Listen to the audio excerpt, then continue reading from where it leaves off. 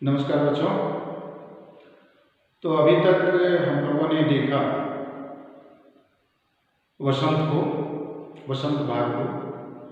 उसमें जो कुछ भी हम लोगों ने निर्धारित किया था, निश्चित किया था,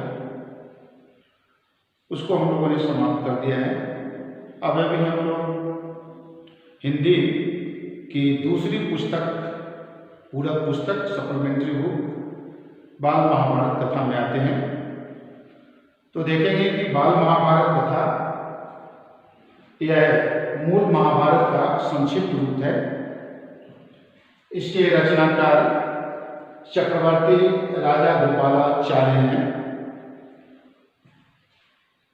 तो आज हम लोग सर्वप्रथम इसमें देखेंगे संक्षेप में कि इस महाभारत की संक्षिप्त कथा में यहाँ पर इसमें क्या दिखाया गया है। महाभारत की मूल कथा को आप सभी भली भांति जानते हैं। हमारे पिछले कई वर्षों में महाभारत की मूल कथा पर आधारित बहुत सारे सीरियल्स, धारावाहिक भी दिखाए गए हैं। तो उस कथा को आप लोग भली भांति जानते हैं। तो यहाँ पर देखेंगे कि उस कथा में क्या दिखाया गया है।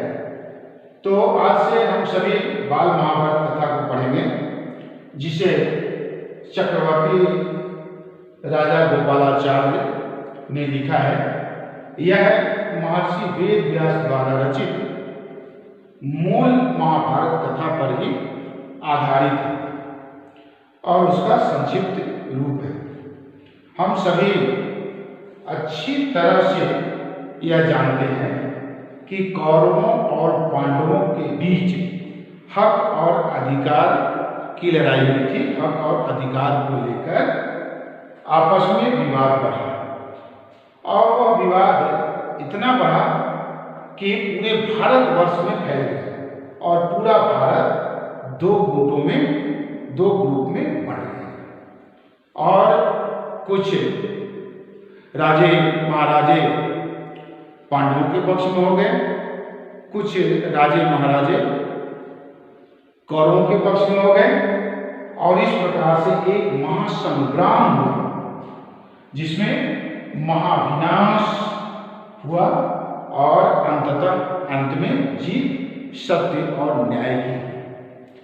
सब जानते हुए भी कौरव अपनी हठ, जिद और दुर्बुद्धि यानी खराब बुद्धि से स्वयं को और स्वयं के पक्षधर जो उनके जितने थे सभी को विनाश की ओर ले गए।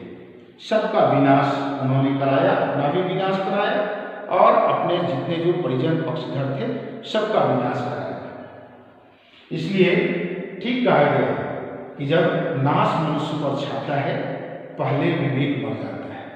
यानी व्यक्ति पर, इंसान पर जब विनाश छाता है, विनाश की ओर जब उसकी अधोगति होती है, तब सबसे पहले भगवान क्या करते हैं, उसकी मति मार देते हैं, उसकी बुद्धि भ्रष्ट कर देते हैं और इस स्थिति में वह ऐसे उल्टे पुल्टे कार्य करना प्रारंभ कर देता है कि अपने आप सारी परिस्थितियां उसके प्रतिकूल चली जाती हैं, उसके एगेंस्ट, उसके विरुद्ध चले जाते हैं और वह धीरे धीरे विनाश की ओर अग्रसर होता है।